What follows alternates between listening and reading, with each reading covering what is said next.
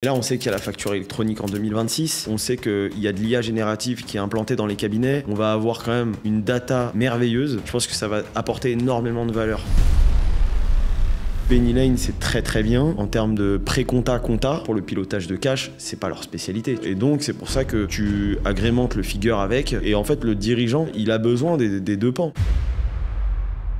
Est-ce qu'il faut forcément être expert comptable pour être DAF? Est-ce qu'on peut être un bon DAF sans être expert comptable? Moi, je pense que la réponse, elle est simple. Une mission de DAF, tu veux la faire? Est-ce que tu as les compétences et est-ce que tu es organisé pour le faire? Et la finalité, c'est quoi? C'est la valeur qu'on apporte au client.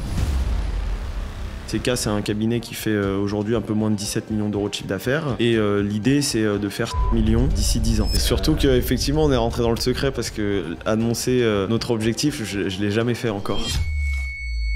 Bonjour à tous, bienvenue dans Le Nerf de la Guerre, le podcast destiné à booster la gestion financière de votre entreprise. À chaque épisode, vous retrouverez, j'espère, un condensé de conseils super pratiques et de stratégies concrètes pour optimiser vos finances et prendre des décisions éclairées. Le Nerf de la Guerre, c'est un podcast que j'ai pensé pour les CEO et les CFO en quête d'efficacité et dans lequel j'aborderai avec mes invités tous les sujets de gestion financière dans les PME sans jargon et sans détour. Pour me présenter rapidement, je suis François Mingeot, cofondateur et CEO de Figure, une solution SaaS de cash management, c'est-à-dire de gestion et prévision de trésorerie pour les PME. Avant de monter Figure, je travaillais déjà dans le secteur de la finance. J'ai donc toujours baigné dans cet univers entre finance et entrepreneuriat. Et c'est d'ailleurs ça qui m'a motivé à lancer ce contenu, le Nerf de la Guerre, pour pouvoir partager avec le plus grand nombre toutes les conversations passionnantes que je peux avoir avec des entrepreneurs, des dirigeants, des CFO sur leurs problématiques de gestion financière. Avant de commencer l'épisode, comme d'habitude, je vous demande juste un tout petit service, un petit like, un commentaire, un partage. Ça nous aide énormément à faire connaître le contenu qui, comme vous le savez, est encore tout jeune. Allez, sans plus attendre, j'accueille maintenant mon invité du jour, Jonathan Calfa, expert comptable et associé du cabinet CK. Salut Jonathan. Salut François, merci. Eh ben, merci à toi d'avoir répondu présent à l'invitation. Je suis ravi de te recevoir en qualité. Tu es le premier expert comptable que je reçois. Alors, j'ai déjà reçu Anthony Guez, qui est expert comptable. C'est un faux expert comptable. C'est un expert comptable qui fait que du DAF. C'est ça. C'est donc pour ça que j'avais je lui dis toujours que c'est le plus DAF des experts comptables. C'est ça. Donc toi, tu es le premier vrai expert comptable qui exerce en tant qu'expert comptable. Donc raconte-nous un peu qui tu es, d'où tu viens et comment tu te positionnes aujourd'hui. Eh ben, merci pour l'invitation. Déjà, c'est cool parce que je passe de l'autre côté du micro. Parce que effectivement, moi aussi, j'ai un podcast qui s'appelle Multi. Je fais ma petite pub, je vous invite à le suivre, où j'interviewe aussi des entrepreneurs. Et c'est vrai que donc moi, je suis expert comptable, associé du cabinet CK. CK, c'est un cabinet de 130 personnes aujourd'hui, répartis sur plusieurs sites.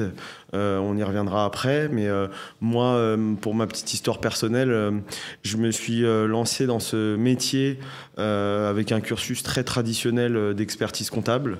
Mais ma première expérience, mon stage d'expertise comptable, je voulais pas le faire en cabinet. Je voulais aller le faire en entreprise parce que je me suis toujours dit que je n'aurais pas la légitimité d'aller conseiller des dirigeants de boîte si moi-même j'y ai jamais mis les pieds. J'avais fait des petits jobs étudiants, mais sinon j'avais jamais travaillé dans une entreprise, tu vois. Donc du coup j'ai pris un poste pendant mon stage d'expertise comptable, donc qui dure 3 ans, pour ceux qui savent pas. Donc c'est le stage qui permet de valider le exactement, diplôme. Ouais. Après tu passes tes épreuves, mais du coup pendant 3 ans tu es considéré comme stagiaire. Alors aujourd'hui on appelle ça mémorialiste, je crois qu'on appelle plus ça stagiaire. Mais du coup moi quand j'ai commencé, j'ai travaillé, en fait j'étais rattaché à la direction financière d'un groupe dans le bâtiment. Et donc j'ai vu plein de choses hyper intéressantes. Je faisais très très peu de compta, mais je me suis toujours dit que de toute façon la compta, je la prendrai plus tard, c'était pas un problème. Par contre cette vision-là, vraiment être à l'intérieur, voir les échanges entre le CEO, le CFO de la boîte, c'était quoi je faisais aussi du contrôle de gestion. Du coup, j'ai vu des aspects qui étaient hyper intéressants et aujourd'hui qui me servent parce que j'ai une vision assez différente que purement comptable et fiscale dans ma relation avec mes clients. Ouais, tu me disais avant l'épisode, tu as une vision toujours très business, c'est ce qui te caractérise. Exactement, ouais. Moi je pars du principe que mon client il sera content de moi si j'ai le même langage que lui, si je comprends son business. Et quand je fais un rendez-vous avec un prospect par exemple, avant de lui demander combien il a de factures par mois, etc. Ça c'est vraiment les dernières questions que je pose pour que je price la mission. Mais sinon, moi, je veux comprendre son modèle économique, c'est quoi ses canaux d'acquisition, quels sont les éléments différenciants qu'il a dans son projet. Tu vois, je challenge vraiment le projet de mes clients parce que c'est quelque chose qui me fait kiffer, quoi, tu vois. C'est ça que j'aime. Ok. Ok, j'ai vu sur LinkedIn que tu te présentes non seulement comme expert comptable, mais aussi donc comme entrepreneur, j'imagine, parce que tu es entrepreneur au sein du cabinet CK, et aussi comme investisseur. Est-ce que tu peux nous expliquer cette du coup triple casquette sur les aspects qu'on n'a pas encore abordés? En fait, j'ai plusieurs activités. J'aime entreprendre effectivement, donc il y a CK qui est mon activité principale aujourd'hui, Ouais. Mais j'ai d'autres activités à côté. Par exemple avec une personne qui s'appelle Kevin Sagnier, on a créé avec Jérémy Sagnier aussi, son frère jumeau, on a créé un bootcamp dédié aux experts comptables. Donc on accompagne les experts comptables dans la transformation de leur cabinet, Ok. pour qu'ils puissent aller chercher de la croissance tout en travaillant moins. Grâce à la spécialisation. Parce que je suis un convaincu des forces de la spécialisation, on en reparlera sûrement après. Mais donc j'ai cette activité-là. Auparavant, j'avais créé un cabinet de gestion patrimoniale avec un ami que j'ai revendu.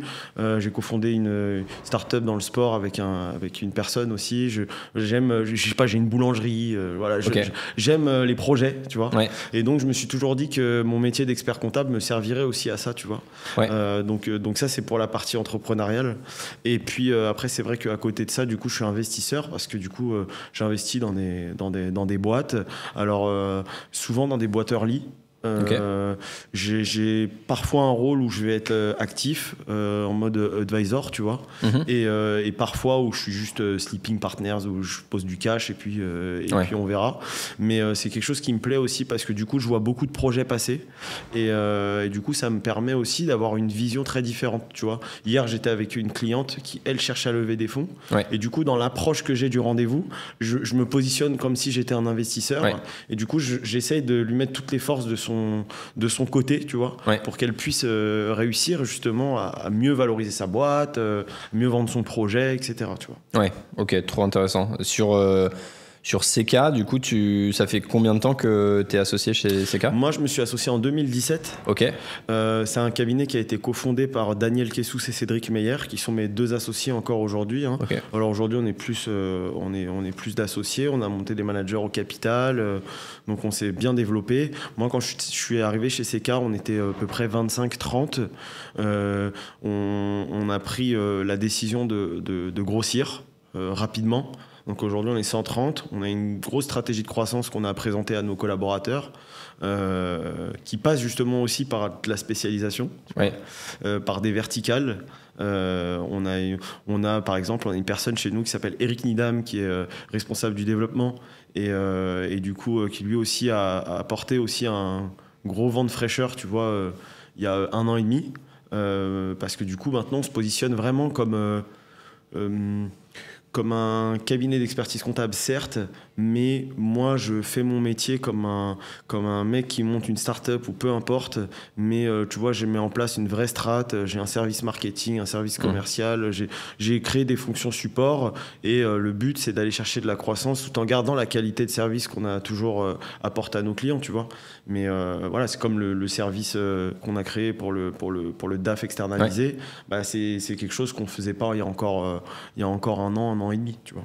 Et c'est quoi alors, c'est dur de résumer une stratégie de croissance en 2 phrases, évidemment, mais je vais quand même te le demander. Aujourd'hui, donc vous étiez 30, aujourd'hui vous êtes 130. Comment vous avez fait et surtout comment vous allez faire pour continuer à croître? Parce que j'imagine que vous n'allez pas vous arrêter là. Et sur le papier, c'est facile à dire. Évidemment, dans la réalité, c'est plus dur à faire. Donc comment vous allez vous y prendre? Alors aujourd'hui, pour passer de 30 à 130, on a essentiellement, c'est de la reco. On n'avait pas de stratégie marketing, on n'a jamais fait un SEO très poussé, on n'a jamais mis en place des leviers d'acquisition très forts, etc. Donc c'était essentiellement de la reco client. Pourquoi? Parce qu'aujourd'hui, CK, on se présente comme un centre de profit. On n'est pas un centre de coût pour nos clients, ce qui généralement est le cas pour les experts comptables, parce que dans la tête d'un dirigeant d'entreprise, souvent c'est la compta, c'est une contrainte. Nous, on redonne du sens à la compta. Tu vois, on fait en sorte que nos clients, dirigeants d'entreprise, se servent de la compta et comprennent que la compta, c'est la base pour aller piloter la boîte et prendre des décisions. Et du coup, on se positionne comme un centre de profit parce qu'on fait économiser de l'argent à nos clients. Nous, on est capable d'avoir des montages qui sont hyper intéressants intéressant. Alors, toujours dans un intérêt économique, etc., tu vois, mais pour économiser, in fine, des charges sociales, de l'impôt sur le revenu, de l'impôt sur les sociétés. Voilà, on est très alerte sur tous les produits qu'on peut proposer à nos clients. Et du coup, grâce à ça, forcément, tu as de la reco, tu vois. Ouais. Et donc ça, c'était pour passer du 30 à 130. Okay. Et depuis, là, en fait, quand on a atteint le palier des 100 collaborateurs, on s'est vraiment structuré. Ouais. Vraiment changé les choses. On a vraiment pris un virage assez différent. Et aujourd'hui, on a un positionnement qui est un peu différent d'avant. Ouais. Avant, on se positionnait comme un expert comptable généraliste. Aujourd'hui, on est plutôt multispécialiste. Ouais. Pourquoi ? Parce qu'on a des managers qui sont spécialisés dans plusieurs verticales. On va avoir une spécialisation dans les métiers de l'optique, les supermarchés. On va avoir des spécialisations dans les boîtes tech. Et en fait, c'est comme ça. Aujourd'hui, tu vois, on a un nouvel associé qui est à Lyon. On a inauguré notre cabinet CK Lyon. Et on est spécialisé sur CK Lyon. On est spécialisé dans les ESN. Okay. Donc, en fait, à chaque fois, on a des managers qui ont une verticale forte, une vraie spécialisation. Et ça nous permet d'attaquer le marché sur la base de cette spécialisation. Et donc, aujourd'hui, notre souhait, c'est on est 130. Alors, je ne vais pas parler en effectif, mais aujourd'hui, grosso modo, nous, on est très transparent sur nos chiffres. CK, c'est un cabinet qui fait aujourd'hui un peu moins de 17 millions d'euros de chiffre d'affaires. Okay. Et l'idée, c'est de faire 100 millions d'ici 10 ans, okay. 8 à 10 ans. Et ça passe justement par l'intégration de nouveaux experts comptables, donc comme Mathis qui est à Lyon par exemple. Ouais. Mais on a d'autres discussions en cours.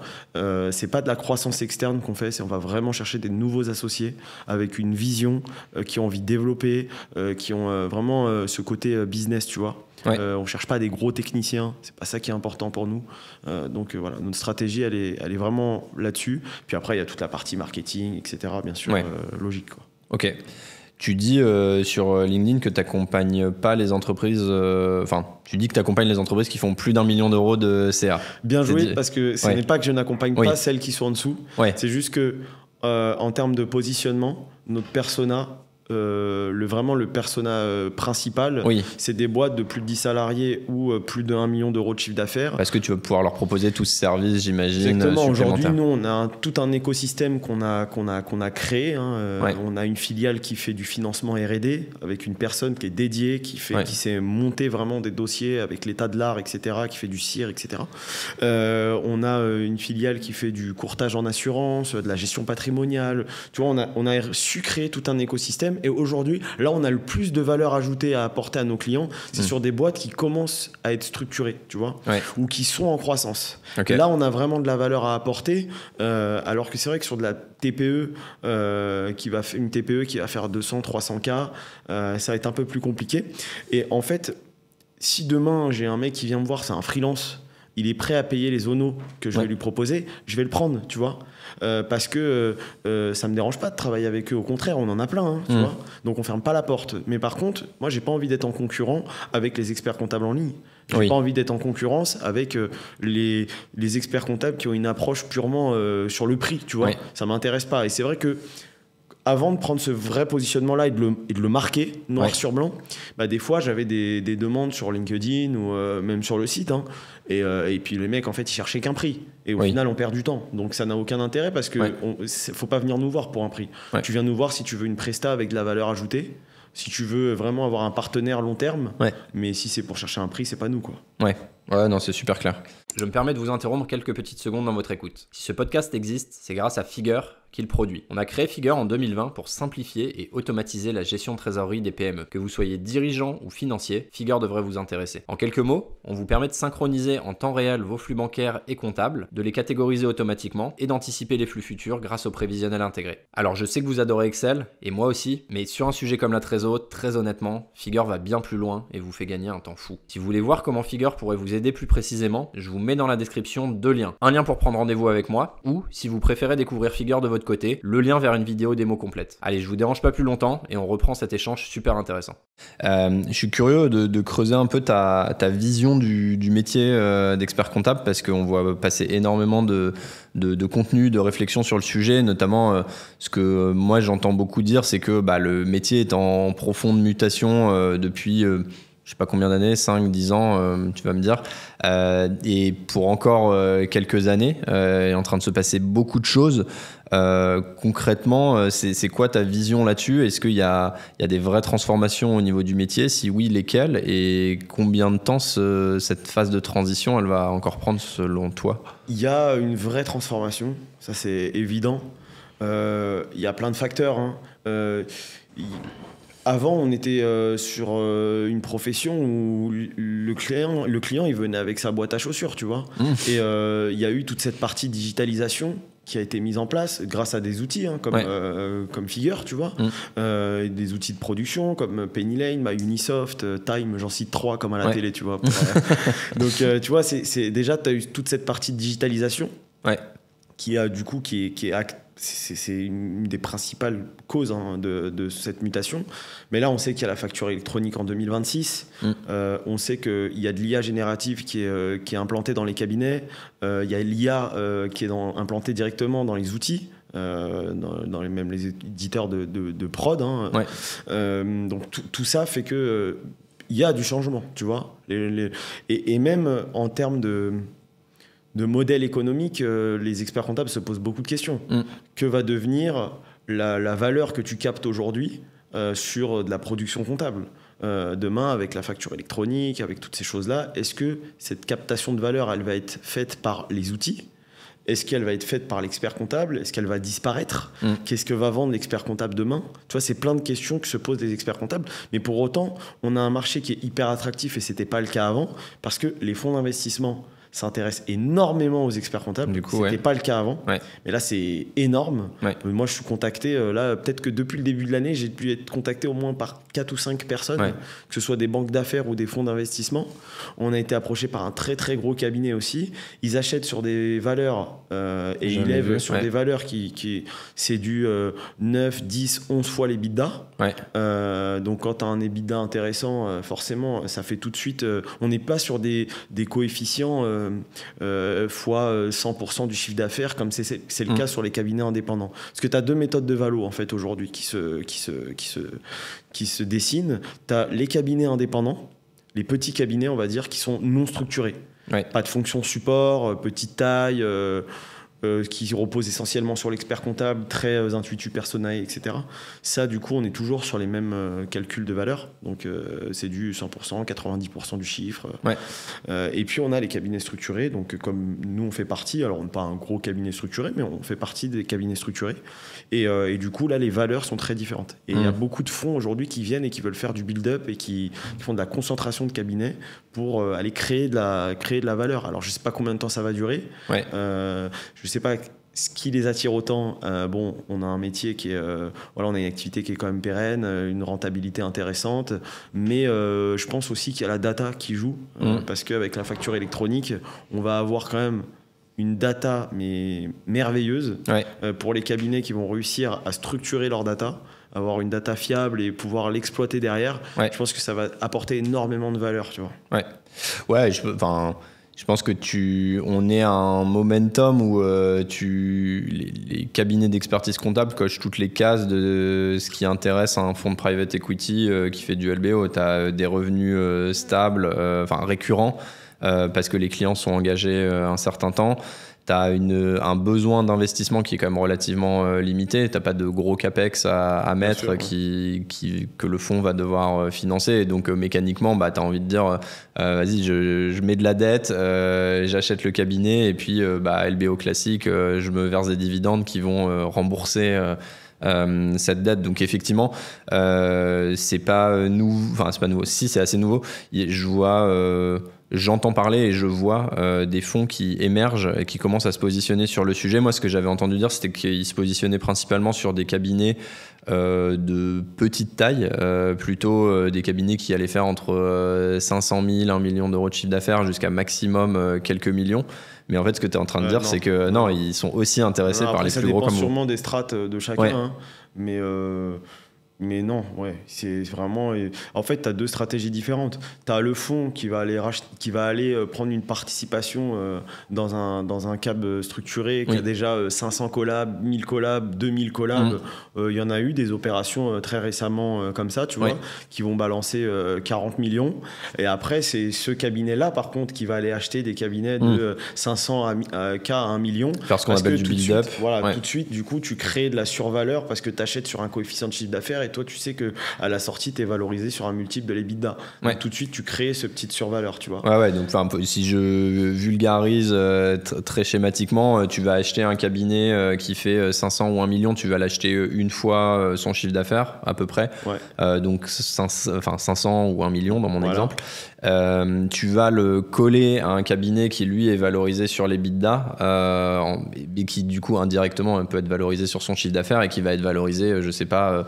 mettons 2 fois le chiffre d'affaires pour faire un exemple simple. Ça dépend des EBITDA de chacun, mais ça peut être entre 2 et 2,5, tu vois. Ouais, ça te fait retomber sur un multiple de chiffre d'affaires de 2 fois. Ouais, c'est comme si ton coefficient de chiffre d'affaires était de 200-250%, tu vois. Ok, clair. Donc si je reprends mon exemple, tu achètes un cabinet 1 million, toi t'en fais 20, donc tu fais une opération qu'on dit accrétive qui crée mécaniquement sur le papier 1 million d'euros de valeur en fait, puisque tu achètes à une fois et le lendemain de l'opération. C'est un peu du marchand, tu vois. C'est un peu du marchand. Ouais, c'est ça. Ok.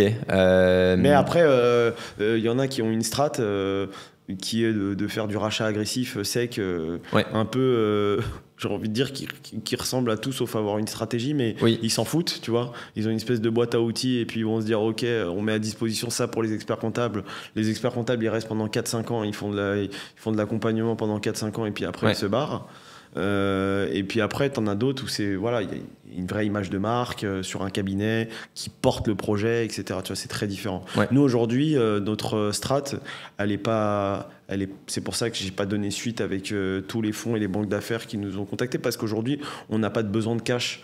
Dans le sens où nous quand on va aller chercher un cabinet, nous s'il y a un cabinet qui nous intéresse, si on a une cible et que le mec il fait 1 million, 1,5 million d'euros de chiffre d'affaires, en fait on va faire de la conversion. Donc du coup il va devenir associé du groupe, il y a des états, des objectifs, etc. Mais tu vois, on n'a pas besoin de cash en fait. Oui, ce que tu dis, en tout cas aujourd'hui. Pour expliquer ce que tu dis, c'est que en fait, si demain CK qui fait 17 millions d'euros de chiffre d'affaires veut racheter un cabinet qui fait 1 million d'euros de chiffre d'affaires, donc tu vas devoir mettre à peu près, enfin plus ou moins, le racheter une fois son chiffre d'affaires, donc 1 million. Tu as deux possibilités. Tu as une possibilité qui est de prendre 1 million de cash et de le donner aux actionnaires du cabinet. Ça veut dire que je le sors du. Mais du coup, il faut le sortir en trésorerie, c'est quand même une somme. Ou alors, tu as une deuxième possibilité qui est de l'acheter en actions. Et donc, tu sors pas de cash. L'associé devient. Pardon. La cible, excuse-moi, merci, devient associé de CK. Voilà. Bon, il y a des paliers, il y a des objectifs, je te simplifie. C'est très schématique, mais grosso modo, c'est ça. Et parfois, ça peut être un mix des deux. Tu peux aussi donner il y a un peu de cash out un petit chèque. Et, bien sûr. C'est exactement ça. Ok, toi, si tu devais sortir la boule de cristal et dire dans 20 ans, le marché de l'expertise comptable, il ressemble à quoi, notamment du point de vue de cette financiarisation de ce phénomène de rachat de cabinet. Il y a quoi ? Il y a 3 cabinets en France qui les ont tous avalés ou Non, je pense pas. Alors dans 20 ans, c'est trop compliqué. Moi-même, je serai plus là. Donc c'est trop compliqué. Mais oui, il y aura, si tu veux, aujourd'hui, ce qui se dit. On verra si ça se vérifie, mais ce qui se dit, c'est que les experts comptables seuls, indépendants, qui n'ont pas des grosses ressources, qui vont avoir du mal à faire face à toute cette vague, risquent de mourir ou d'être contraints de s'adosser à un groupe, tu vois. Donc il y aura de plus en plus de concentration, ça c'est sûr. Moi, ce que je pense par contre, c'est que une chose est sûre, c'est que les experts comptables vont finir par comprendre qu'il faut se spécialiser. Ouais. Ça, pour moi, c'est vraiment... c'est pour ça qu'avec Kevin Sagnier, on accompagne avec le bootcamp. On accompagne des experts comptables qui ont pris la décision de devenir, en fait, nous, ce qu'on appelle des entrepreneurs du chiffre. Tu vois. Et donc, on les aide à se spécialiser. Mais après, au-delà de ça, le reste, est-ce que le marché sera encore réglementé ? Pas plus réglementé. Est-ce que les banques seront dans la danse ? Les néobanques seront dans la danse ? Est-ce que les éditeurs capteront de la valeur, etc. Je t'avoue que ce que je vais te répondre, ça n'aura pas trop de sens parce que je peux pas savoir. En fait, ouais. Tu vois. Ouais, ça... il y a trop d'inconnus. Moi, la seule chose que je sais, c'est que quoi qu'il arrive, j'ai totale confiance en mon cabinet et en ma stratégie. Et je sais que si je dois me réinventer demain, bah, je le ferai. Tu sauras t'adapter. On est suffisamment justement. agile parce que nous, dans notre croissance, on s'est toujours dit qu'on soit 100 ou 300, la priorité, c'est de rester agile. À partir du moment où on devient un dinosaure, c'est qu'on est en danger. Donc du coup, on veut rester absolument agile. Tu vois, c'est vraiment très très important. Et ça, c'est un vrai challenge, j'imagine, hein, puisque rester agile quand tu es déjà plus d'une centaine et que tu vises de continuer à monter, donc... on sait très bien, dès que tu veux scaler, il faut commencer à mettre en place des process et puis j'imagine des différentes strates hiérarchiques, tu as plusieurs sites, etc. Donc comment tu fais pour maintenir cette agilité ? Là, c'est pas une question, je pose la question à l'entrepreneur plus qu'à l'expert comptable. Bien sûr, comment est-ce que tu maintiens cette culture-là ? Déjà, on a une ADN très forte. Chez CK, on a une culture d'entreprise super forte. Vraiment, quand je parle avec des collaborateurs, il y a des moments, il y a des hauts et des bas, surtout dans notre métier où tu as des grosses périodes d'activité. Mais pour autant, à chaque fois, quand tu les entends parler, c'est je me vois pas ailleurs que chez CK. Ouais. On a un taux de turnover qui est quand même très faible, surtout dans notre métier. On reçoit beaucoup de CV. Il y a à boire et à manger, mais on reçoit beaucoup de CV. Ce qui n'est pas le cas de tous les cabinets, voilà. Je le précise. C'est une vraie problématique, le recrutement dans les cabinets. Donc on a une marque employeur qui est quand même très forte et en fait on favorise beaucoup la créativité, la prise d'initiative. Donc ça, c'est quelque chose de très important chez nous. Tu vois, quand on fait nos séminaires, alors on fait des séminaires, c'est la guerre. Tu vois. On fait des séminaires, l'année dernière, on a fait Ibiza. Okay. C'était n'importe quoi. Tu vois, on est parti à 120 à Ibiza, c'était le bordel. Ouais, j'imagine. Mais du coup, c'est ce qui nous caractérise. Ouais. C'est ce qui nous ressemble, tu vois. Okay. C'est vraiment cet esprit-là. Et quand on fait notre séminaire, on le construit bien évidemment. Tu vois, on a des demi-journées de formation. On déploie notre stratégie au cours de ces séminaires. Mais en fait, nos équipes prennent une place hyper forte dans la construction de ça. Et en fait, ce qu'il en ressort à chaque fois, c'est que c'est limite eux qui construisent la roadmap de ces cas, tu vois. Ouais. On la construit avec eux. Donc, tu vois, cette agilité, on l'a là déjà. Et après, ce qui est important aussi, c'est d'être dans les petits papiers de sa boîte, quoi, tu vois. Qu'on soit 100 ou qu'on soit 10 ou qu'on soit 400, il faut réussir à garder ça. Et une fois, j'ai reçu justement à mon micro Arthur Waller de Penny Lane, qu'on salue et qui est brillant, il le sait. Ouais. Et du coup, j'ai retenu ça de lui, tu vois. Et je l'avais vécu parce qu'il y a une fois, j'ai eu une expérience où j'ai envoyé un mail à une personne de ses équipes à la demande d'un collaborateur de mon cabinet. Et j'ai demandé un truc sur un outil, sur Penny Lane, mais je ne sais plus quelle fonctionnalité, bref. Et lui, il était juste en copie. Et en fait, 5 minutes après, il m'a fait un loom. C'est lui qui m'a répondu. Ouais. Et tu vois, ça, je lui en ai reparlé. Je lui ai dit, mais t'es fou, pourquoi tu fais ça ? Et il me dit, mais non, justement. Il me dit, c'est là où je suis bon. Parce qu'en fait, moi, je suis dans les petits papiers de ma boîte. Ouais. Et le fait d'être dans les petits papiers, des fois, le petit détail va cacher une fonctionnalité peut-être, ou un truc qui va être déterminant pour nous. Et du coup, il m'a dit, j'essaye de savoir ce qui se passe. Voilà. Ouais. Donc, je veux pas me déconnecter, je veux pas être dans ma tour d'ivoire. Et en fait, il a complètement raison. Et je pense que c'est ça qui est hyper important. Et moi, j'essaye de le faire, tu vois. Ouais. Donc, tu vois, par exemple, on est hiérarchisé avec, on a les experts comptables, on a des managers. Les managers ont des chefs de mission ont des collaborateurs. Même si aujourd'hui on n'appelle plus ça des collaborateurs, chez nous on appelle ça des consultants. Mais en gros c'est ça. Et tu vois, les chefs de mission par exemple font une réunion entre eux. Nous on n'a pas le droit d'y aller.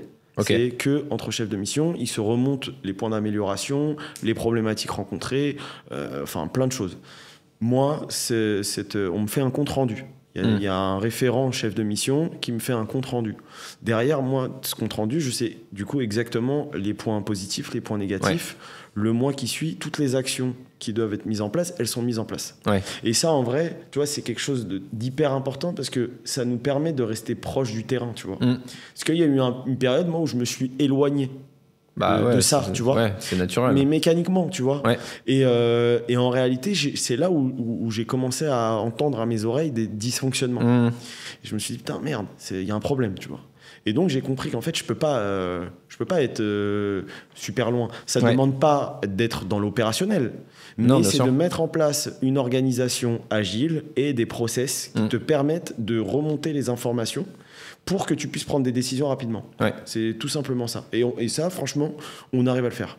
Ok, trop bien. C'est super bien expliqué, c'est hyper inspirant et c'est, je pense, ce qui fait toute la différence entre de la flexibilité, de l'agilité, comme vous avez su le maintenir, et du micromanagement, ce qui peut aussi arriver, mais qui mécaniquement empêche le scale, parce que s'il doit commencer à vérifier chaque écriture qui passe sur chaque de ses clients, dans ton cas, évidemment... Le micromanagement, on le fait un petit peu, mais on le fait là où on a vraiment la nécessité. Là où tu as de la valeur, Genre, par exemple, je sais que dans nos équipes, on a certains collaborateurs qui parfois vont avoir plus de stress et ça peut être des collaborateurs clés. Un chef de mission qui traverse un moment de doute, car beaucoup de travail, qui a du mal à encadrer son équipe parce c'est une jeune chef de mission ou c'est un jeune... Enfin, peu importe.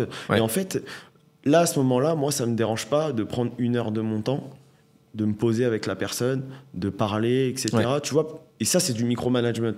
Mais au final, ça ne me dérange pas parce que c'est avec des personnes clés de la boîte, tu vois. Ouais, et puis tant que c'est pas systématique, c'est pas du micromanagement. Je trouve que tu viens aider en tant que consultant interne, senior, qui a en tête toutes les problématiques de la boîte. Une personne qui a une problématique spécifique sur un sujet que tu viens l'aider à résoudre. Donc c'est super vertueux. J'ai changé complètement de sujet. J'ai envie de profiter de ta qualité d'expert comptable pour que tu nous fasses un mini cours en 2 minutes sur la facturation électronique. On a tous entendu parler, ça va arriver, ça va tout changer. Qu'est-ce qui va arriver et qu'est-ce qui va changer concrètement pour les entrepreneurs? C'est pas un cadeau que tu me fais parce que il y a encore des zones de flou. Il y a ce dont on rêve et puis il y a la réalité, tu vois. Mais en gros, donc à partir de 2026, septembre 2026, tu vois, déjà, je suis même pas sûr, mais septembre ou juillet 2026. Ça a bougé plusieurs fois, ta décharge. Donc, on aura les grands groupes les ETI, auront l'obligation d'émettre des factures avec un format, facture électronique. Alors, facture électronique, c'est pas un PDF, hein. C'est pas je scanne ma facture, c'est une facture électronique. Non, ça doit passer par une plateforme. Alors, pour être plateforme, qu'on appelle une PDP, pour être PDP, il faut suivre tout un cursus, tout un circuit. Donc aujourd'hui, je crois qu'il y a à peu près 70 PDP. Je crois 70 ou 75 PDP, je crois. Ça, c'est des éditeurs de logiciels qui sont PDP. Alors, c'est des éditeurs. Alors, on peut avoir PennyLane, on peut avoir Conto, par exemple, qui n'est pas un éditeur de production comptable, mais qui s'est positionné pour être une PDP. Il y a Use, par exemple, qui est un outil de dématérialisation, donc ça n'a rien à voir. On a Je Facture, par exemple, qui va être aussi une plateforme PDP. Alors, certains éditeurs vont avoir leur propre PDP, comme c'est le cas de PennyLane ou comme c'est le cas de Time, par exemple. Donc, c'est eux qui développent, ils ont leurs équipes et ils développent leur propre PDP, ce qui coûte beaucoup d'argent à développer parce que c'est quand même une grosse machine. Et puis, tu as d'autres éditeurs qui vont en fait se rapprocher d'une PDP existante, comme Je Facture, par exemple. Il y a des éditeurs qui vont utiliser la PDP Je Facture et qui vont l'intégrer en fait dans leur circuit. Et donc, ce que ça change pour le dirigeant d'entreprise, parce que le 2026, c'est la première vague, et puis après, l'obligation va redescendre sur des boîtes de plus petite taille jusqu'à couvrir 100% des entreprises, comme c'est le cas aujourd'hui en Italie, par exemple. Tu vois. Donc, ce que ça change, c'est que quand vous allez, en tant qu'entrepreneur, émettre une facture de vente, vous allez devoir passer par une PDP. Et donc, la personne qui va recevoir cette facture, elle va aussi y avoir accès grâce à la PDP. Bon, derrière, sur la PDP, on pourra envisager, on pourra payer les factures, on pourra faire plein de choses. Hein. Il y a pas mal de fonctionnalités qui vont arriver derrière, tu vois. Et ce qui est bien pour nous en tant qu'expert comptable, moi je suis ravi de ce qui se passe. Ouais. Pour moi, c'est pas du tout. Certains ont l'impression que la facture électronique, c'est ni limite un concurrent de l'expert comptable, tu vois. Mais moi, je suis ravi. Pourquoi ? Parce que ça va nous permettre d'avoir une data homogène entre les dossiers. incroyable. Ouais. Mais incroyable. Vraiment, ça va être. On en reviendra après. Ouais. Mais c'est un vrai sujet. Hein. Ouais. Et donc voilà, sur la PDP, qu'est-ce que je peux te dire de plus Non, écoute, c'est clair, je pense, dans l'explication. Et est-ce que je peux rassurer les entrepreneurs en disant que de toute façon, s'ils sont bien accompagnés, a priori c'est le cas par leurs experts comptables. Tu fais bien parce que normalement, l'expert comptable va les mettre dans les conditions qui vont être conformes à tout ça. Alors, justement, là, ce qu'il faut faire, alors je ne sais pas quand sera diffusé cet épisode, mais là, il faut être très vigilant. Parce qu'il y a des petits malins parmi les PDP, je citerai Conto, mais aussi des banques, qui mettent des petites cases à cocher quand vous vous connectez sur votre application. Et si vous cochez cette petite case, vous allez être PDP chez eux. Et tu peux pas revenir en arrière. Et pour l'instant, c'est pas très explicite. Donc je pense que tu pourras revenir en arrière, mais je pense que ce sera pas si simple, tu vois. Donc aujourd'hui c'est pas très explicite, donc ça il faut faire attention, et je recommande à tout le monde de effectivement aller voir son expert comptable, parce que ça dépend de l'outil de production sur lequel vous êtes, ça dépend de plein de choses. Et donc nous par exemple au cabinet on est multi-outils. Donc on travaille avec Pennylane, mais on travaille aussi avec MyUnisoft. Donc du coup, on va pas recommander la même PDP à un client qui est sur l'outil MyUnisoft, un autre qui est sur Pennylane. Donc ça c'est important. Et puis après il y a aussi ce qu'on appelle les OD. Là c'est les logiciels de facturation. Il y en a certains qui vont être des logiciels de facturation qui vont être PDP, d'autres qui ne vont pas être PDP. Comment ça va se connecter un OD, comment il va être connecté à une PDP? Là, techniquement, on n'a pas encore toutes les réponses. Donc, nous, ce qu'on a fait au cabinet, en tout cas, c'est qu'on a demandé aux éditeurs avec qui on travaille d'être bêta-testeurs sur les PDP.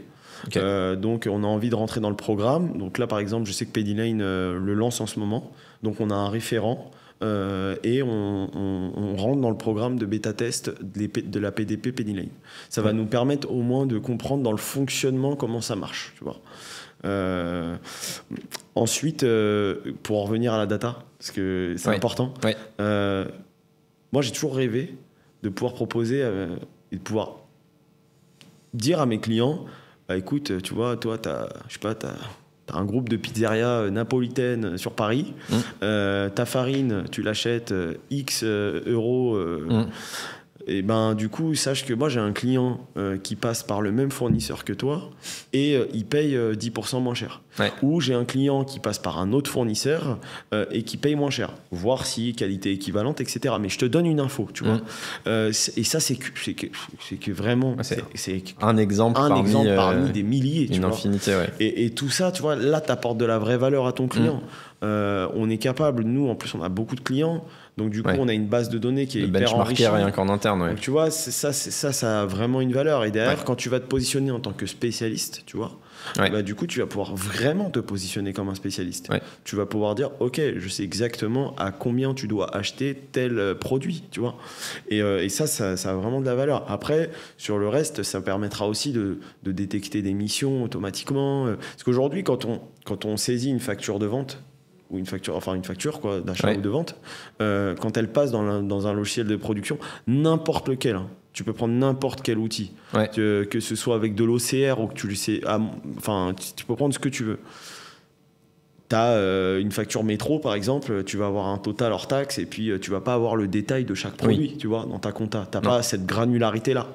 L'idée, c'est qu'avec la facture électronique, je l'espère, en tout cas, c'est ce qui est prévu, c'est qu'on puisse avoir un maximum de granularité.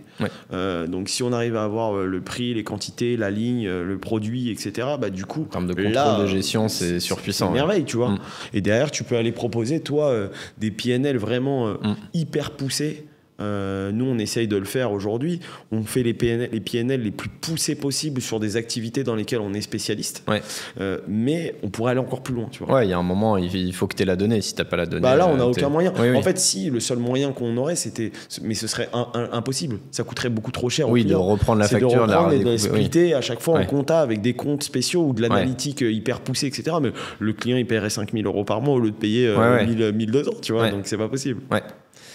Ça me permet de faire la transition avec le métier de DAF, de conseil. Comme tu le sais, à ce micro, je reçois au sens large que des profils financiers, du moins pour l'instant. Pour l'instant, j'ai reçu beaucoup de DAF, que ce soit plutôt des DAF internes qui bossent dans des PME, des scale-up, des DAF externes, comme Anthony qu'on a cité tout à l'heure et qu'on salue. Il y a donc évidemment, on recommande toujours aux entrepreneurs de se faire accompagner sur les sujets finance. En général, puisqu'on est avec des DAF, on les recommande de se faire accompagner par des DAF. Il y a, je vois passer un débat sur qui doit délivrer ce conseil-là. Déjà, il y a des entrepreneurs qui me disent « Mais attends, moi, je ne vais pas me faire conseiller par un DAF, j'ai un expert comptable. C'est lui, mon expert du chiffre. » Il y a des DAF qui disent bah non, en fait l'expert comptable il est expert de la comptabilité et moi je viens en complément apporter une vision finance, business que l'expert comptable ne met par défaut pas à disposition. Toi qui es expert comptable dans un cabinet qui a, tu l'as dit, une verticale conseil DAF, c'est quoi ta position sur le sujet? Est-ce qu'il faut forcément être expert comptable pour être DAF? Est-ce qu'on peut être un bon DAF sans être expert comptable? Bien sûr. Est-ce que c'est un faux débat? Alors, pour moi, c'est un vrai faux débat parce que... Là, je les vois tous, ils se font la guerre sur LinkedIn. Franchement, ils sont ridicules, mais vraiment, je trouve ça ridicule. Les uns qui tapent sur les experts comptables, les autres qui critiquent les DAF et tout. Moi, je trouve ça pathétique, tu vois. Genre, concentrez-vous sur votre business et arrêtez de faire chier tout le monde avec vos polémiques à 2 balles. Ouais. Après, ça fait des riches, donc ils sont contents, mais c'est vraiment nul, ça apporte rien à personne. Moi, je pense que les questions qu'il faut se poser, c'est déjà, c'est quoi du conseil, tu vois? C'est quoi que t'appelles conseil? Parce que conseil, ça veut tout et rien dire. Tu peux faire du conseil en fiscalité, en gestion patrimoniale, en développement, effectivement en pilotage financier. En fait, le conseil, ça veut tout et rien dire. Il y a trop de choses différentes qui peuvent être dites dans le conseil, tu vois. Et moi, je pense que la réponse, elle est simple. C'est une mission de DAF. Tu veux la faire? Ok, que tu sois expert comptable ou que tu sois DAF ou que tu sois expert comptable qui fait du DAF, on s'en fout. La seule réponse, c'est est-ce que tu as les compétences et est-ce que tu es organisé pour le faire? Moi, je sais que tu me fais faire une mission de DAF, je vais être nul. Par rapport à un mec qui fait que des missions de DAF, tu vois. C'est pour ça qu'aujourd'hui, nous, on a des personnes qui font du DAF. Et ils font que du DAF. Moi, aujourd'hui, c'est pas ma compétence particulière, tu vois. Donc, je vais avoir moins de valeur ajoutée. Et la finalité, c'est quoi? C'est la valeur qu'on apporte au client. Donc, s'il y a un expert comptable comme Anthony Guez avec Mindset Finance, qui, lui, s'est spécialisé sur la verticale DAF externe, et aujourd'hui, quand il fait... Moi, j'ai des missions, je suis expert comptable, il est DAF externe. La mission, il l'a fait parfaitement. Le client, il est ravi. Et le client, il est autant content de Mindset Finance que de ses cas. Il est content de son expert comptable pour les conseils qu'on va lui prodiguer sur la partie fiscale, développement patrimonial, etc. Et il est content d'Anthony sur la partie pilotage, tu vois. Parce que c'est des dossiers qu'on a depuis longtemps et ça se passe très bien. Demain, si tu es expert comptable, parce que j'en vois plein, moi ça me fait rigoler, les experts comptables, ils n'ont jamais travaillé dans une boîte et ils créent leur cabinet, 2 jours après ils marquent DAF à temps partagé. Les gars, arrêtez 2 minutes. Moi c'est ça qui me gêne en fait bien sûr que oui, c'est n'importe quoi. Sur le marché, tout le monde peut faire du DAF, je suis d'accord avec toi, mais il faut pas prétendre que t'en fais si t'en fais pas, parce que là c'est dangereux en fait. Mais bien sûr c'est dangereux, et puis en plus le problème c'est que quand tu fais 3 reportings et tu dis je fais du DAF, non, excuse-moi. Faire du reporting, c'est pas du DAF. Ça, effectivement, c'est pour ça qu'il y a un débat relou entre les experts comptables et les DAF. C'est que déjà, c'est quoi faire du DAF, tu vois? C'est quoi les missions? Parce que, effectivement, moi, des fois, j'ai des débats-là avec des experts comptables qui disent mais si, moi, je suis tout à fait capable de faire du DAF, je fais bien mes reportings à mes clients, machin. Oui, mais d'accord, mais ça, reporting à tes clients, j'en fais depuis que j'ai commencé. Et je proposais pas de mission de DAF. Je sais pas, il y a rien de compliqué en soi de sortir un reporting, tu vois. Et du coup, c'est pas du DAF, tu vois. C'est comme si je te disais, moi j'ai un de mes clients, je vais lui mettre en place Figure. je lui mets en place Figure, mais derrière, il n'y a rien autour. Mais il a quand même son pilotage de cash dans l'outil. Ouais. Il peut avoir moi, j'aime bien faire du Finthesis plus du Figure à mes clients.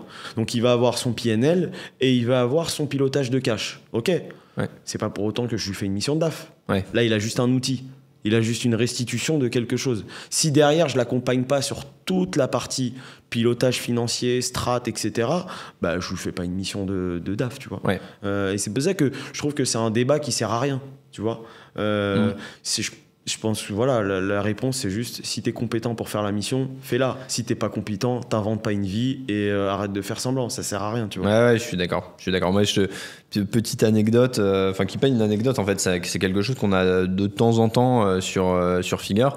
Des dirigeants qui se disent ouais, je suis en galère sur ma trésorerie, donc ils tapent logiciel de gestion de trésorerie sur Google, ils arrivent chez nous, ils créent un compte, on les rappelle, parce qu'on rappelle tous les gens qui s'inscrivent chez nous.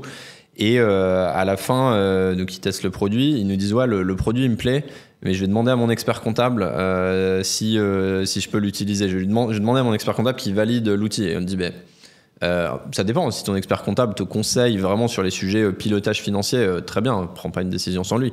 Mais si ton expert comptable fait juste ta production comptable, en fait, c'est pas son rôle. Et donc, nous, on est gênés parce qu'on sait très bien ce qui va se passer. L'expert comptable, il va dire ce que tu as dit. Il va dire ouais, moi, je peux le faire, la gestion de trésorerie, c'est pas compliqué. Hein. Je fais un tableau Excel, des entrées, des sorties, je vais te le proposer. Mais pourquoi tu ne proposais pas jusque-là? Oui, déjà, et puis pas automatisé. Oui, bon, ça c'est encore un autre débat, mais ce qui me gêne, moi, initialement, c'est que dans un schéma comme ça, le dirigeant se repose sur son expert comptable pour prendre la décision, et ça veut dire qu'il y a plein d'autres décisions sur les sujets financiers sur lesquels il attend son expert comptable, alors que l'expert comptable en question ne se met pas dans cette position-là. Lui, il se dit, moi mon job, c'est de produire le bilan et de faire les déclarations fiscales.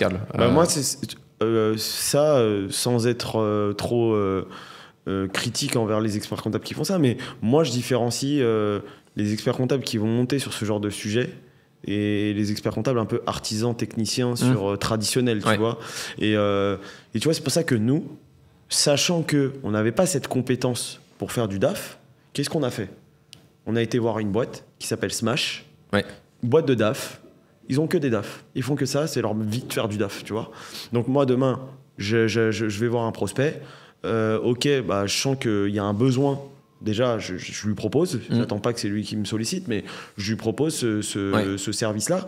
Mais je lui dis très clairement, nous, on fait ça avec notre partenaire, c'est Smash.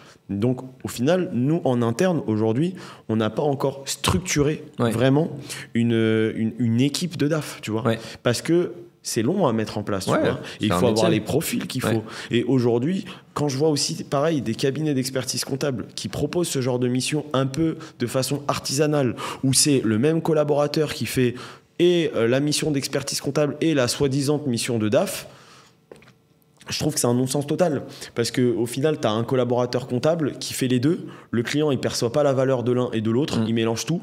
Du coup, tu vends très mal ta mission. Donc, je trouve ça débile, tu vois. Donc, c'est pour ça que nous, je trouvais ça bien de dire, OK, on passe par Smash. Je les salue. Ils sont vraiment bons. Et c'est des super gars. Ils ont une très, très belle approche, tu vois. Et voilà, parce que tu sais, tu as des experts comptables qui ne comprennent pas aussi pourquoi eux, ils facturent 500 € par mois et d'un coup, ils voient une facture de DAF externe passer. Putain, le mec, il travaille 4 jours par mois, il facture 2500. Moi, tu vois, et ils ne comprennent pas pourquoi. Et en fait, la réponse que je leur donne, c'est tout simplement le dirigeant, il voit la valeur du DAF. Tout de suite. Tu travailles sur quoi? Sa croissance, sa strat, son positionnement. Toi, c'est des sujets qui sont stratégiques. Du coup, il perçoit la valeur immédiatement. Tu vois, on en revient à ce que tu disais tout à l'heure, centre de profit versus centre de coût en termes d'un point de vue perception du dirigeant. Là, il aperçoit tout de suite la valeur. Alors que l'expert comptable, s'il ne se positionne pas comme ça, comme nous, avec le centre de profit, par exemple, il y a plein d'autres positionnements à avoir avec la valeur, tu vois. Si tu ne te positionnes pas comme ça, au final, toi, t'es qu'une contrainte, mec, c'est tout. Et donc, au final, lui, il n'a pas envie de te payer plus cher que ça parce que ce qu'il perçoit, c'est que ça ne vaut pas plus cher que ça. Donc, tout simplement. J'ai envie de te parler un peu te reparler, parce qu'on a déjà parlé d'outils digitaux et d'IA, parce que j'ai l'impression que tu es plutôt calé sur le sujet, en tout cas que tu as testé pas mal de choses. Tu as dit tout à l'heure quelque chose sur lequel je veux revenir, qui est que chez CK, vous êtes multi-outils. Alors, ça m'a surpris, parce qu'en général, être multi-outils, des cabinets qui... testent plein d'outils sur plein de sujets, ça j'en vois beaucoup. Par contre, des cabinets qui, sur le sujet crucial et central chez les cabinets de la production comptable, ont plusieurs outils. En l'occurrence, tu as cité Pennyline et MyUnisoft, des cabinets qui en ont plusieurs. Ça, c'est plus rare. Est-ce que tu peux nous expliquer le pourquoi ? Si tu veux, historiquement, nous, on était chez Sage. Ouais. On était chez Sage, version expert comptable, c'est Koala, tu vois. Ok. Génération expert aujourd'hui, ça s'appelle, je crois. Et nous, on supportait pas d'être menotté avec eux. Tu vois, t'as vraiment le sentiment que... Et tu sens que c'est le gros dinosaure qui a du mal à bouger. Alors oui, ils ont des fonds colossaux, mais par contre, ça évolue pas très vite, tu vois. Ok. Et même en termes d'API, dès que tu veux faire quelque chose, laisse tomber. Et donc, c'est à ce moment-là où j'ai rencontré Pennyline, et c'était en 2000, je ne veux pas dire de bêtises, 2020, 2021, je ne sais plus quand ils ont lancé. Quoi. Ils ont lancé en 2019-2020, je crois. Voilà, juste après. Et donc, on a aimé le discours d'Arthur, et on s'est dit, pourquoi pas essayer.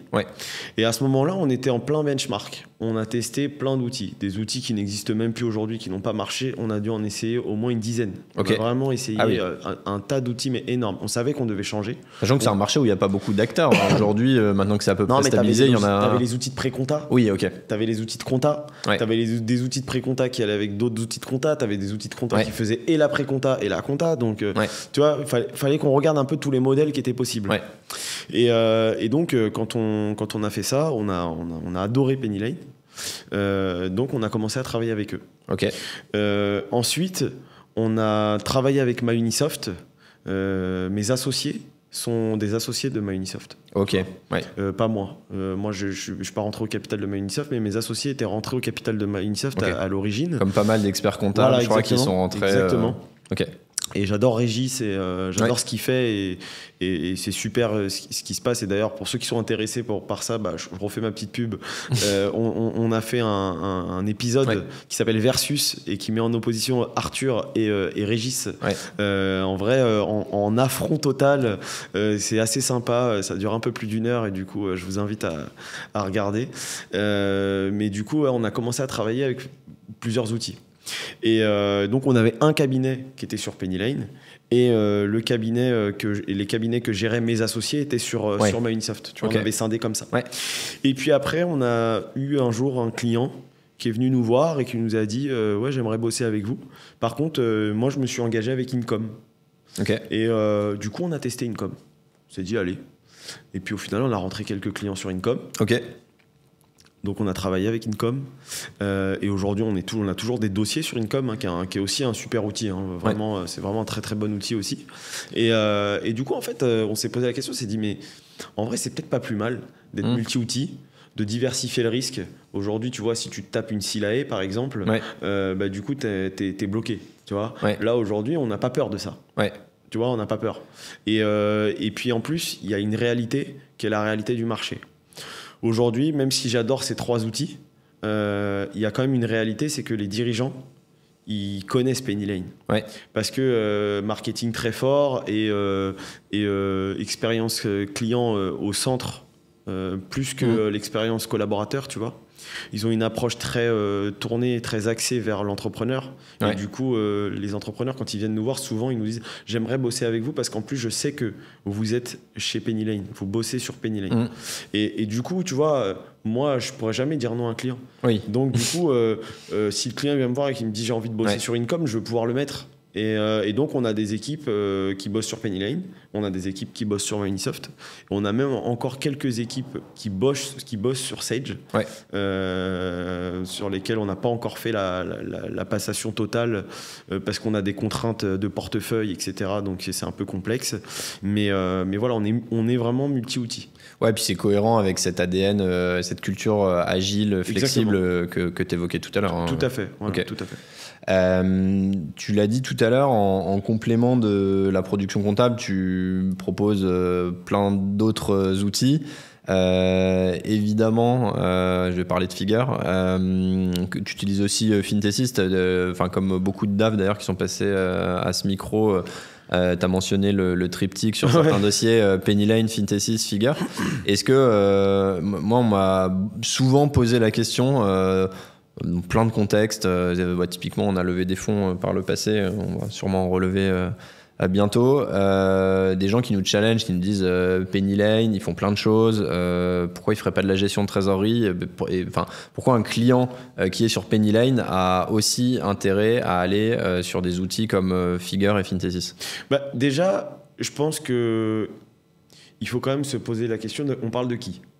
On parle d'une entreprise qui fait quoi? Qui fait 500K de chiffre d'affaires, qui a un faible volume d'activité, avec ou qui est monoproduit, tu vois, il faut déjà se poser cette question-là, parce que effectivement, le trio Penny Lane, Fintesis, Figure, il est incroyable, mais il est incroyable s'il y a vraiment besoin, s'il y a un vrai besoin, tu vois. Ouais, bien sûr. Et donc moi, par rapport à mon persona, qui est, comme je le disais au début, des boîtes structurées ou des boîtes en croissance, des scale-up, etc. Là, effectivement, ça a du sens, mais complètement. Après, c'est sûr que demain, si j'ai une TPE ou même une TTPE, on va dire, je vais pas aller lui proposer ça, parce que du coup, la mission, elle sera surdimensionnée par rapport à son besoin. Il n'y a pas d'intérêt, tu vois. Donc déjà, je pense que c'est la première question. Après, moi, comme tu l'as compris, je suis un convaincu de la spécialisation. Et je pense que chacun doit faire ce dont il est spécialiste, tu vois, là où tu es le meilleur, en fait. Et aujourd'hui, c'est vrai que pour une petite boîte, avoir un Penny Lane, et uniquement un Penny Lane, ça peut faire le taf. Après, tu peux rajouter la brique Fintesis pour avoir un PNL actualisé, etc. Même si tu es une petite boîte, pilotage de cash, il y en a qui en ont pas forcément besoin, qui ont une visibilité juste en consultant la trésor tous les jours, parce qu'au final, ils n'ont pas une boîte qui est suffisamment grande pour se poser ce genre de questions. Mais par contre, quand tu commences à te poser ce genre de questions et que tu es une boîte structurée, selon moi, Penny Lane, c'est très très bien en termes de pré-compta, compta.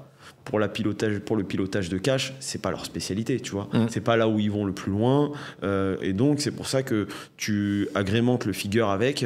Et pour moi, t'as entre guillemets bouclé la boucle, tu vois. Ouais. C'est purement ça, hein. Je pense que c'est... Je suis d'accord. Et ce qui est bien pour nous, là où on est à l'aise, c'est... Au début, j'avais du mal. Je me disais, attends, pourquoi je vais prendre Figure alors que j'ai Fintesis? Pourquoi je vais prendre Fintesis? Mais au final, après, quand tu mets le nez dedans et que tu connais bien les outils, tu te rends compte qu'en fait, vous ne faites pas la même chose. Vous êtes hyper complémentaires. Et en fait, le dirigeant, il a besoin des deux pans, tu vois. Ouais, complètement. Et moi, je défends à fond cette vision. On est, nous, pure player de la gestion de trésor. Donc, c'est pas... on est, je pense, je le dis sans complexe, les meilleurs aujourd'hui sur gestion, prévision de trésorerie. Par contre, c'est même pas qu'on n'est pas bon sur l'après-compta, c'est juste qu'on n'en fait pas, en fait. C'est pas notre métier. Donc, on a cette logique et cette philosophie d'aller s'imbriquer avec les acteurs. Potentiellement, t'es le prochain à vendre à Visma. vu qu'ils rachètent tout le monde. Ouais, c'est vrai qu'ils ont racheté Fintesis pour le coup, dont on a parlé. Écoute, j'en sais rien, en tout cas c'est pas dans les tuyaux pour l'instant, mais Romain, si tu nous écoutes, tu peux contacter François. On a parlé d'IA, enfin tu as parlé d'IA, évidemment. Il y a une transformation énorme liée à ça dans les cabinets et je pense dans les métiers du chiffre d'une manière plus générale. On a parlé harmonisation de la data grâce à la facturation électronique. Tu as parlé d'IA générative. Globalement, c'est quoi les premiers changements que tu vois ou qu'on s'apprête à voir grâce à l'IA dans les cabinets? Là, aujourd'hui, si tu veux, il faut déjà s'attaquer aux tâches qui sont vraiment chronophages pour nos collaborateurs et qui consomment beaucoup de temps. Aujourd'hui, les tâches qui consomment beaucoup de temps, il y a effectivement la prod, mais il y a aussi la relation client. Mais la relation client, il y a la relation humaine qu'on gardera toujours, hein, et ça c'est central et il faut pas l'enlever bien sûr, mais il y a aussi tu sais, tous les petits mails que tu reçois tous les jours, etc. Et donc je pense qu'un des cas d'usage qui est vraiment important, c'est de réussir avec l'IA à automatiser en tout cas les réponses par mail, que ça te crée des brouillons, parce que nous on se rend compte qu'au cabinet, franchement le temps passé par les collaborateurs à répondre aux mails, c'est vraiment un temps qui est énorme. Parfois tu réponds la même chose à 10 clients, 15 clients, 20 clients, et du coup en fait avec cet effet d'apprentissage, tu pourrais répondre instinctivement. Le client qui te demande au fait combien je vais payer de TVA le mois prochain, je sais pas, je dis une connerie, bah en réalité avec l'IA, si tu as une solution ou même un agent IA qui est prêt pour ça, il pourrait aller consulter le dossier, il pourrait préparer une réponse, tu vois. Donc je pense qu'il faut regarder ces points-là, et après il y a effectivement la notion d'agent IA. Je pense que les agents IA, c'est quelque chose qui pourra nous apporter beaucoup. Moi, je discute avec une boîte en ce moment justement pour créer des agents IA pour nous. Ça peut être des agents IA qui vont travailler sur la formation des collaborateurs, sur l'encadrement pour désengorger un peu aussi, tu vois, une partie des questions qui sont posées par les collaborateurs à leur chef de mission ou par les chefs de mission à leur manager, tu vois. Donc il y a cette partie-là. Et puis après il y a aussi bien évidemment donc toute la partie IA générative, les ChatGPT, Grok ou ce qu'on veut, pour aller préparer des réponses structurées aux clients, même analyser des dossiers, à partir du moment où on a anonymisé les données et que on sait que les données de nos clients elles vont pas partir à droite et à gauche parce que du point de vue de la RGPD c'est compliqué sinon. Donc tu vois, même avoir tes propres agents pour ça, c'est plein de choses qui pourront être incroyables. Et même dans la détection des besoins. Moi, je crois beaucoup au fait, si tu veux, les experts comptables aujourd'hui, comme je t'ai dit, nous, on propose plein de services différents, tu vois. Mais notre mission de base, notre cœur de métier, ça reste l'expertise comptable. Mais moi, aujourd'hui, mon client, si je vois qu'il paye 5 000 € d'impôts, je vais lui proposer, je sais pas moi, Gérard d'industriel, tu vois. Je sais que il va prendre sa responsabilité sur l'investissement, mais en tout cas, je vais lui proposer et il pourra économiser jusqu'à 37% d'impôt sur le revenu. Tu vois, je vais lui proposer ce genre de choses. Je vais lui proposer je sais pas moi, on a une solution aussi pour aller optimiser la taxe foncière des entreprises. On a des solutions de placement de trésorerie avec des partenaires avec qui on travaille, quand tu as de l'excédent de trésorerie, des contrats de capitalisation, etc. Et tout ça, en fait, tu vois, ces besoins-là, aujourd'hui, on les détecte manuellement parce que nos collaborateurs doivent avoir le réflexe de se dire « Ah, lui, je pourrais lui proposer tel produit. » Et en fait, en réalité, ça serait beaucoup plus simple pour tout le monde et ce serait une décharge mentale pour nos collaborateurs, tu vois, de pouvoir automatiser ça grâce à l'intelligence artificielle, avec des filtres en mode si tu vois on a un dossier qui correspond à tel critère, ou si tu vois que tel compte est mouvementé, ou tu vois, tout ça permettra justement de vendre de l'additionnel, de faire du cross-sell sur nos missions. Et puis dernier point, c'est sur la gestion des alertes. Les anomalies dans les comptes, les incohérences dans la compta, ça permettrait justement avec l'IA de remonter justement ce genre de problématiques pour sécuriser le cabinet. Ok. Je suis convaincu qu'il y a plein de choses à faire. Tu as mentionné plein de cas d'usage. Il y en a plein d'autres. Et on en est encore au début, clairement. Là, j'ai le sentiment en tout cas qu'on est dans cette phase où on teste des choses, on essaie d'imaginer, et dès qu'on sera tous ensemble, tous les acteurs du marché, un peu plus au clair sur quels sont les gros points de valeur ajoutée qu'on peut aller chercher, là on arrivera à se mettre au travail et à déployer les choses de manière efficiente, quoi. Exactement. Pour terminer, j'ai simplement envie de parler un peu de l'avenir. Donc, tu nous as parlé de l'ambition au niveau du cabinet. Toi, tu es encore jeune, j'ai l'impression. En tout cas, tu as l'air jeune. Je sais pas, c'est quoi jeune? J'ai 34 ans. Non, j'avais fait mes recherches. J'allais dire 34-35. Donc, voilà. Comment tu te vois dans la suite de ta carrière? Tu es déjà associé d'un très beau cabinet, multi-entrepreneur, investisseur. si tout continuait à se passer pour le mieux pour toi, t'en es où dans 15-20 ans? T'as dit que dans 20 ans, tu serais plus là, mais qu'est-ce que tu veux dire par là? Ouais, Parce que... dans 15-20 ans, je sais pas. Ok. Mais dans 5-10 ans, je sais. Ok. Et aujourd'hui, voilà, moi, ce qui me fait kiffer, c'est mon aventure aujourd'hui avec CK. C'est vraiment, ça prend le dessus sur tout. J'aime profondément mon cabinet, ma marque, ce qu'on fait, mes associés. J'ai une relation incroyable avec chacun de mes associés. On adore se retrouver ensemble et construire ça ensemble et tout. Donc ça, je veux vraiment pas le lâcher, tu vois. Ouais. En tout cas, pas là, à court terme. Travailler avec nos équipes, tu vois. Tout à l'heure, je te parlais des séminaires. C'est un moment qu'on attend parce que on passe. Enfin, c'est incroyable, tu vois. C'est une émotion de fou de voir tous ces gens-là qui sont dévoués pour nos clients et tout, tu vois, c'est vraiment super. Ouais. Donc ça, c'est quelque chose qui m'épanouit énormément. Je suis super épanoui professionnellement, personnellement, donc tout va bien en fait. Ouais. Tout va bien, donc j'espère juste que ça va continuer. Après, c'est vrai que moi, aujourd'hui, les choses évoluent vite. Et du coup, les projets que j'ai aujourd'hui, c'est pas forcément les projets que j'aurai demain. Ouais. Mais aujourd'hui, je m'éclate vraiment sur deux choses. C'est d'une part CK et d'une autre part, c'est le bootcamp avec Kevin Sagnier où on accompagne les experts comptables, mais pas que, on accompagne des DAF aussi. Okay. Des DAF qui veulent créer une offre irrésistible, vraiment trouver un marché, un bon positionnement. C'est très dimension très market, c'est vraiment trouver des clients, c'est apprendre à se spécialiser. Et donc là, avec ça, on accompagne des experts comptables et des DAF. Voilà. Okay. Ça, c'est vraiment les deux projets où en ce moment, je m'éclate énormément, surtout là dans cette stratégie où on va chercher de nouveaux associés. Ouais. Et du coup, je rencontre énormément d'experts comptables. Je fais une grosse barrière à l'entrée parce que je veux vraiment les meilleurs. Mais voilà, c'est passionnant, quoi.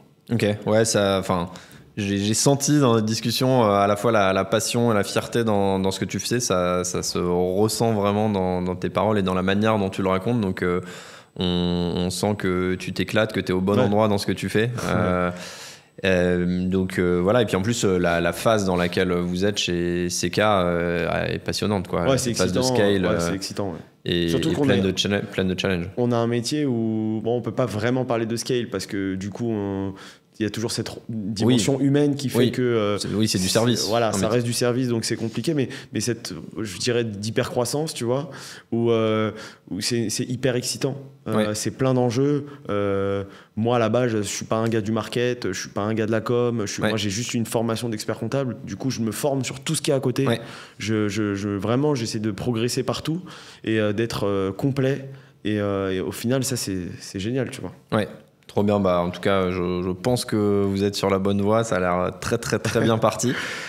Écoute Jonathan, merci beaucoup d'être venu nous livrer tous tes secrets, c'était vraiment top de pouvoir échanger avec toi, on est vraiment rentré dans le concret du business et c'est ce qu'on cherche à faire toujours dans ce podcast, donc je pense que nos auditeurs seront ravis. Surtout qu'effectivement on est rentré dans le secret parce que annoncer notre objectif, je l'ai jamais fait encore. Ok. Donc du coup, c'est vraiment... c'est que je me suis senti à l'aise avec toi parce que du coup je l'ai lâché comme ça. Trop bien, ça fait plaisir. Merci beaucoup Jonathan. Je t'en prie, à bientôt.